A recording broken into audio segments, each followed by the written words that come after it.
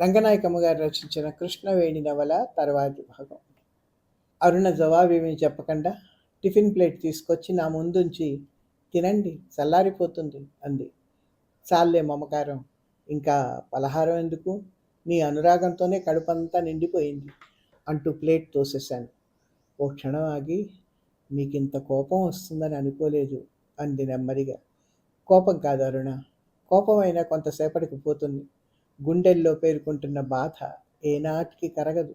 ఒకప్పుడు నిన్ను తలుచుకొని ఎంతో మురిసిపోయాను. నా మురిపం అంతా ముక్కలైపోయింది. నేను కోరుకుంటున్న దాంపత్య జీవితం ఇదేనా?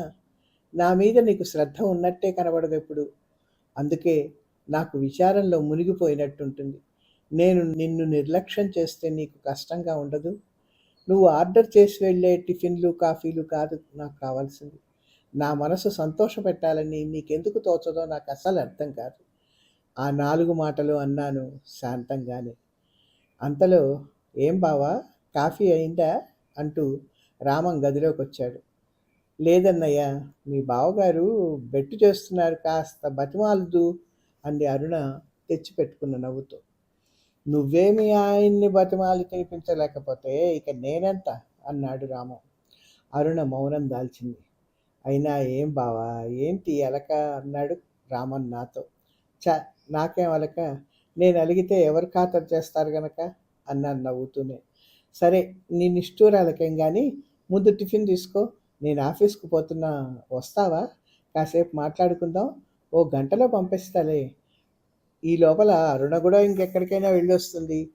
అన్నగారి మాటలు వింటూనే అరుణ మొహం కందగడ్డైపోయింది. నాకు నవ్వు వచ్చింది. రాము కూడా నవ్వుతూ, ఎందుకే అంత కోపం, బావగారు ఎందుకు అలిగారో తెలిసిందా అన్నాడు. నేను పలహారం చేస్తుంటే బావగారి ఆర్డర్తో గోపి మళ్ళీ వేడివేడి కాఫీ తీసుకొచ్చాడు. రామంతో కాసేపు అలా తిరిగి రావాలనిపించింది. ఓ గంటలో వచ్చేస్తాను, ఇంట్లోనే ఉంటావుగా అన్నాను అరుణతో హాస్యానికి. రామం, చాలే బావా, దాన్ని మరీ అలా ఆడిస్తే నేను లేనా? మా ఇంటికది ప్రాణం తెలుసా అన్నాడు మెట్లకేసి నడుస్తూ. రామన్ నన్ను ఆఫీస్ గదిలో కూర్చోబెట్టి నాకు అర్థం కాని బిజినెస్ వ్యవహారాలేవో చాలా చెప్పాడు. అంతా చూసుకోవడం నాకు చాలా కష్టంగా ఉంది. నీది నువ్వు సొంతం చేసుకుంటే నాకు సగం భారం తగ్గుతుందన్నాడు. నాదేమిటి అన్నాను అర్థం కాక. అదేలే, అరుణదైనా నీదైనా ఒకటే కదా, ఇక్కడ ఇది వదిలేసి ఇంకెన్నాళ్ళ ఉద్యోగం అన్నాడు. ఓ అదా, నాకెందుకు బాబు లేనిపోని పెత్తనం, ఇన్నాళ్ళు చేసినట్టు నువ్వే చేసుకో, నా బ్రతుకు తెరువు నాకుంది అన్నాను. రామం అయోమయంగా నన్నే చూస్తూ ఉండిపోయాడు.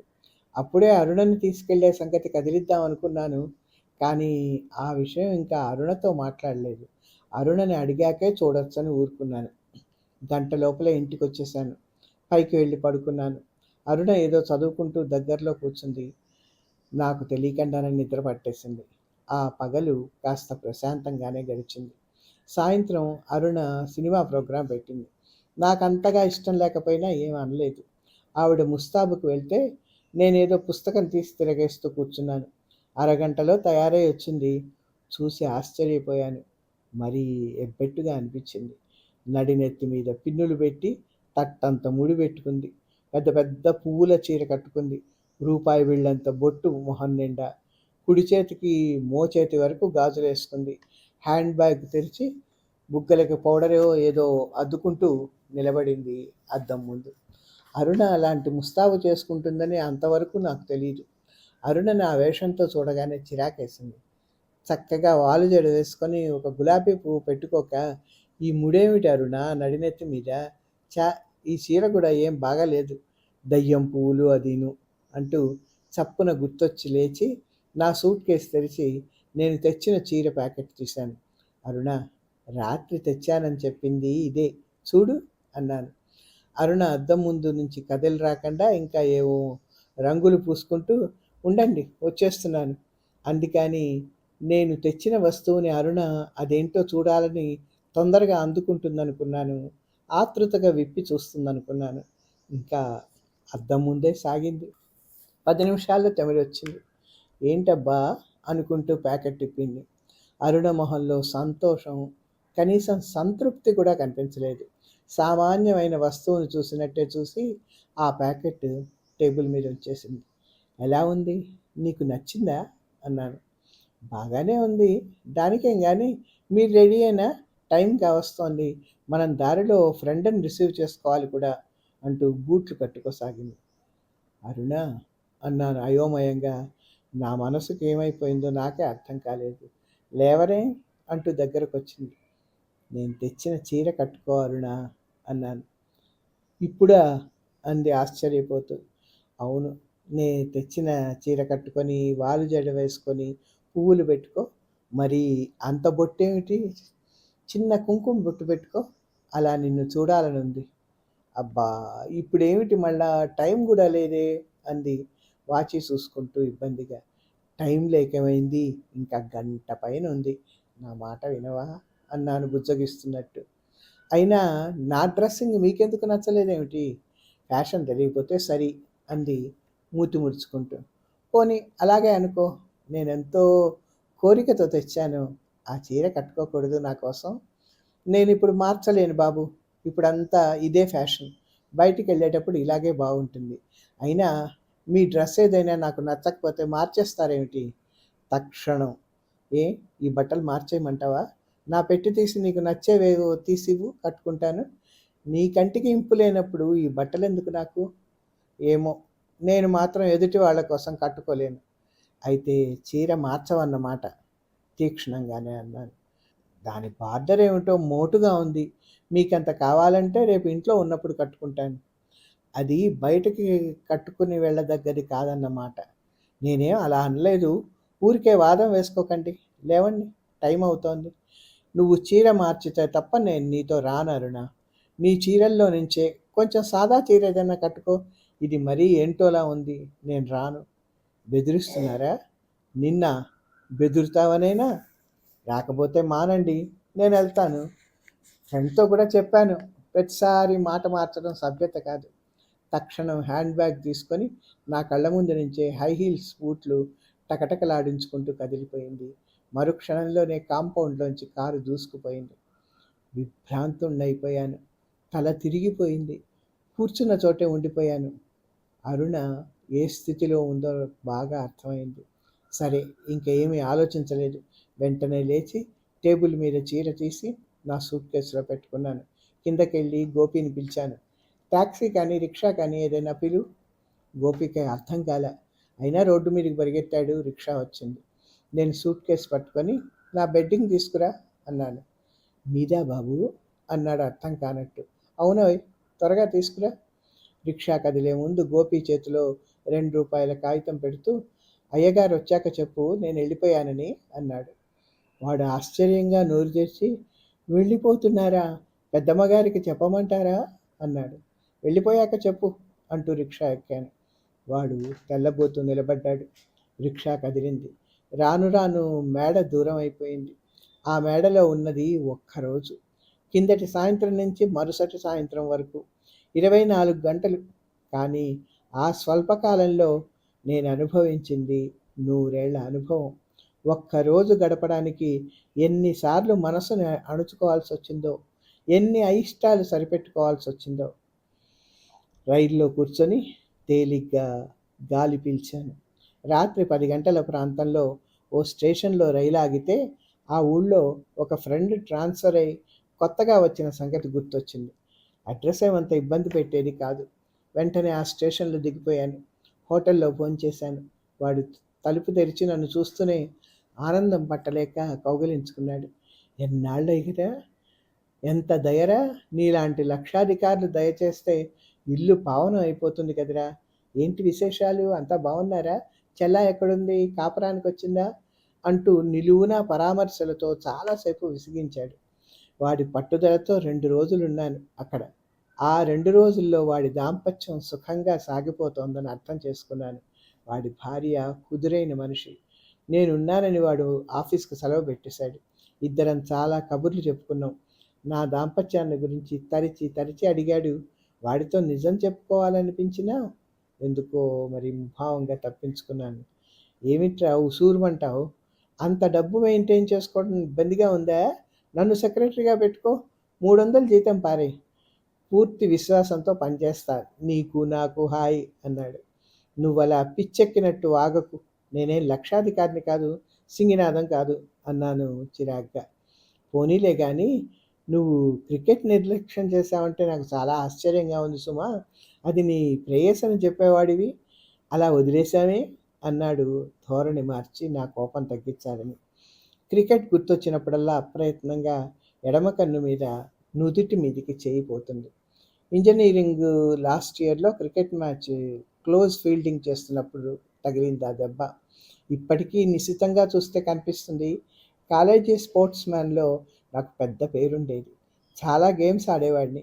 ఎస్పెషల్లీ క్రికెట్ లైక్ చేస్తాను. ఎన్సీసీలో శిక్షణ పొంది ఫస్ట్ గ్రేడ్లో పాస్ అయ్యాను. షూటింగ్లో ప్రైజ్ వచ్చింది. ఓసారి కాలేజీ డేకి సంజీవరెడ్డి గారి భుజం తట్టి గుడ్ బాయ్ అంటూ అభినందిస్తూ ప్రైజ్ అందించారు. ఆ రోజుల్లో ఫ్రెండ్స్ ఘనంగా గౌరవించేవాళ్ళు. కానీ నాకు ఆ ఉత్సాహం తగ్గిపోయింది. ఎందుకో బ్యాట్ పట్టుకోవడమే మర్చిపోయానేమో కూడా.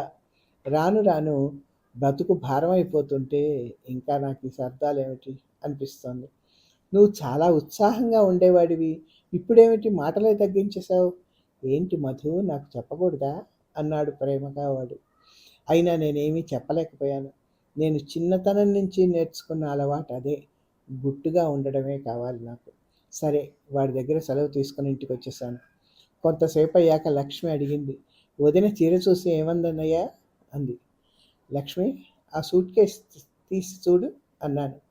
నవ్వుతూ పెట్టి తెరిచి పైనే ఆ చీర చూసి ఆశ్చర్యపోయింది, కంగారు పడింది.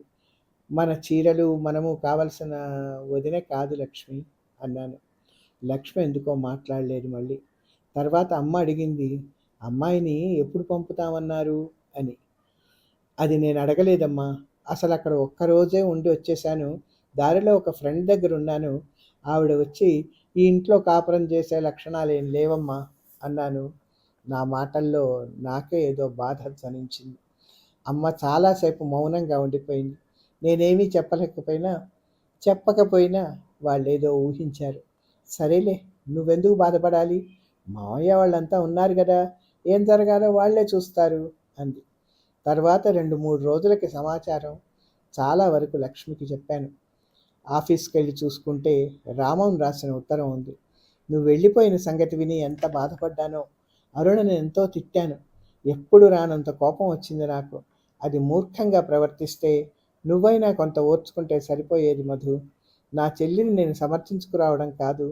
అటువంటి మనిషితో పంతం పట్టి నిమిషాల మీద నువ్వు మార్చగలిగిందేమీ ఉండదు. నీ మీద నేను ఎన్నో విధాల నమ్మకం పెట్టుకున్నాను మధు. అరుణని నువ్వే మార్చుకోగలగాలి. జరిగింది మర్చిపో. వెంటనే జవాబు రాయి. నా కోసమైనా అరుణని క్షమించు. అలా సాగింది ఉత్తరం. ఓ నిట్టూర్పు విడిచి ఉత్తరం జేబులో పెట్టుకున్నాను. రామంకి జవాబు రాశాను. నీ ఉత్తరం చూశాను.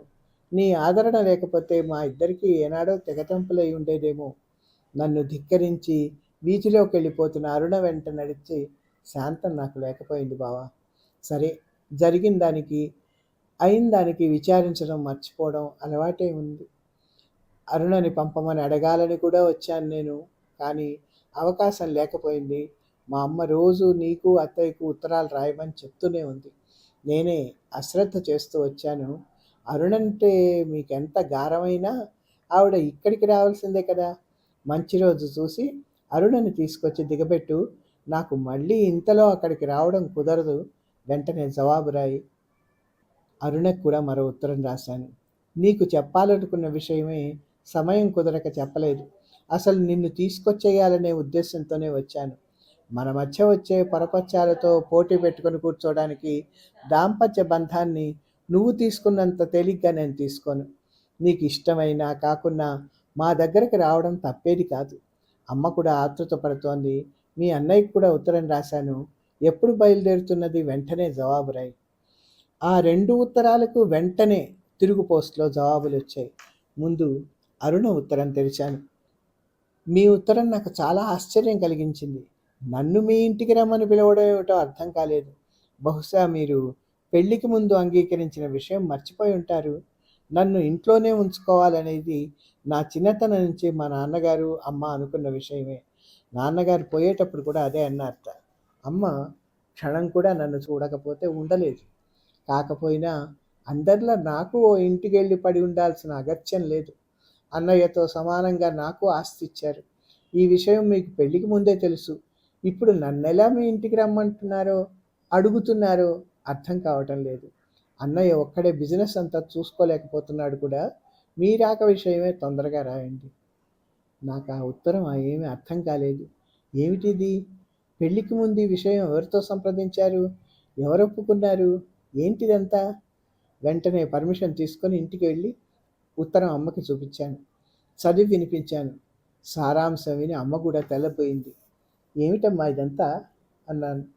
కంగారు పడకు, మీ బావమరిదేం రాశాడో చూసావా అంది శాంతంగా. ఆ ఉత్తరం మాటే మర్చిపోయాను. గబగబా జేబులు వెతికి ఉత్తరం బయటికి తీశాను. మా అమ్మ కూడా వినేలాగా పైకే చదివాను. మధు, నీ ఉత్తరం అందింది. అరుణని పంపమని రాశావు. పెళ్లికి ముందు బాబాయ్తో మాట్లాడిన సంగతి అసలు నీకు తెలుసా అని ఇప్పుడు అనుమానంగా ఉంది. మొన్న నువ్వు ఇక్కడికి వచ్చినప్పుడు ఆఫీసులో ఆ సంగతి ఎత్తితే నాకు ఈ లేనిపోని పెత్తనం దేనికి బాబు, నా బతుకు తెరువు నాకుంది అన్నావు. అప్పుడే అనుకున్నాను అంతా నీతో తర్వాత మాట్లాడాలని. నేను ఇంటికి రాకుండానే నువ్వు వెళ్ళిపోయావు. అరుణని అత్తగారింటికి పంపకుండా ఇంట్లోనే ఉంచుకోవాలని అమ్మ పట్టు. అరుణకు కూడా అదే ఇష్టం. నేను వాళ్లతో వాదించదలుచుకోలేదు. అందుకు ఇష్టపడేవాడినే చూస్తే సరిపోతుందనుకున్నాను. పెళ్లికి ముందు ఈ విషయం అంతా బాబాయ్కి, అంటే మీ మావయ్యకి విపులంగా చెప్పాను. మీ అభ్యంతరం ఏమీ లేదని చెప్పాడు. అమ్మ అందుకే ఈ సంబంధానికి అంగీకరించింది. చూడు బావా, ఒకవేళ నీకు ఈ సంగతి పెళ్లికి ముందు తెలియకపోయినా ఇప్పుడు విచారించాల్సిన పనే లేదు. నాకు మరొక తోడబుట్టిన వాడుంటే భాగం పంచుకోకపోడు. అరుణకిచ్చిందేదో నీకు నీదే అవుతుంది. నీది నువ్వు చూసుకోవాలి కానీ ఎన్నాళ్ళు నేను చేస్తాను? ఇక్కడికి రావడం గురించి పెద్దగా ఏమీ ఆలోచించకు. నేనుండగా నీకెటువంటి లోటు రానివ్వను. మనం కలిసి ఉందాం. త్వరగా వచ్చేయి. సరే, ఉంటాను. జవాబు రాయ్. కోపంతో ఉత్తరం పట్టుకున్న నా చేతులు వణికిపోయాయి. నన్ను ఇల్లరికం పంపాలనుకున్నాడా మావయ్య? ఇదంతా మావయ్య చేసిందన్నమాట అన్నాను ఆగ్రహంగా. అమ్మ ఏం మాట్లాడలేదు. పెళ్ళికి ముందు నీకు కానీ చెప్పాడా అమ్మా? అబ్బే, నాకేం తెలుసు. ఇలా అని తెలిస్తే వాళ్ళు ఎంత ఉన్నవాళ్ళైతే మాత్రం నేను ఒప్పుకుంటానా? నీకు చెప్పకుండా ఉంటానా అంటూ చాలా బాధపడుతూ మాట్లాడింది అమ్మ. నా కోపం కట్టలు దంచుకుంది. దుర్మార్గుడు, ఎవరినడిగి షరతుకు అంగీకరించాడు? పెళ్లి చేసుకునేది ఎవరనుకున్నాడు అంటూ మావయ్యని తిడుతూ ఉంటే అమ్మ అడ్డు వచ్చి, సరే ఇప్పుడు అరుచుకోవడం దేనికి? ఉత్తరం రాసి కనుక్కుందాం ఆగు అంది. వెంటనే మావయ్యను వచ్చి వెళ్ళమని, మాట్లాడాల్సిన అవసరం ఉందని మా అమ్మ పేరుతో టెలిగ్రామ్ ఇచ్చాను. మూడో నాడు ఆఫీసు నుంచి వచ్చేసరికి మావయ్య అమ్మతో మాట్లాడుతున్నాడు. ఆయన్ని చూస్తూనే ఒళ్ళంతా ఉడికిపోయింది. ఏంరా, అర్జెంటుగా రమ్మని తంతిచ్చి రాశావు అన్నాడు ఏం తెలియనట్టు. మీ నాటకాలకేం కానీ ఎవరిని అడిగి వాళ్ళు అడిగిన దానికి ఒప్పుకున్నావు? నాకు తెలియనివ్వకుండా ఈ తంతు జరపడానికి నీకెన్ని గుండెలు? నేను ఎలా మాట్లాడుతున్నానో నాకే తెలియలేదు. ఎంత తొందరగా నా కోపాన్నంతా వెళ్ళగక్కుతానా అన్నదొక్కటే నా తాపత్రయం. ఇక్కడికి ఆపుతాను. రచయిత్రి చెప్పిన సవరణలు చెప్పుకుందాం. క్రికెట్ అనే మాట ఇప్పుడే కాదు, అప్పుడు కూడా ఏమీ ఆసక్తి లేదు. అయినా అది అప్పుడు ఆ పాత్ర కోసమే ఎక్కడో చదివిన వార్తని నేను నవల్లో వాడుకున్నాను అని ఒకటి. చీర మార్చమన్నమాట అంటే అది ఆజ్ఞాపించడం అవదు. ఒకసారి చెప్పాడు, ఆమె వినలేదు, ఊరుకోవాలి. ఆమె మేకప్పుల ధోరణి ఏమిటో, ఆమె ఎలాంటి ముస్తాబుని ఇష్టపడుతుందో పెళ్ళికి ముందే తెలిసి ఉండాలి. చీర మార్చాలంటే అది చీరతోనే చాలదు. చీర మార్చాలి, జాకెట్ మార్చాలి, ముడి మార్చాలి, బొట్టు మార్చాలి, గాజులు మార్చాలి. మార్చాలంటే పావు గంటలో అన్నీ చేయొచ్చు కానీ అదంతా ఆమెతో అయ్యే పనే? ఆమె ధోరణి తెలుసుకోకుండా ఆమెతో సంబంధానికి దిగిన తప్పుని తను గ్రహించి ఆ పూటకి మౌనంగా అదంతా భరించి ఉండాల్సింది. ఇట్లా తన అభిప్రాయాల్ని సవరిస్తూ మనకి అందజేస్తున్నటువంటి రచయిత్రికి ధన్యవాదాలు తెలియజేస్తూ విన్నందుకు మీకు ధన్యవాదాలు.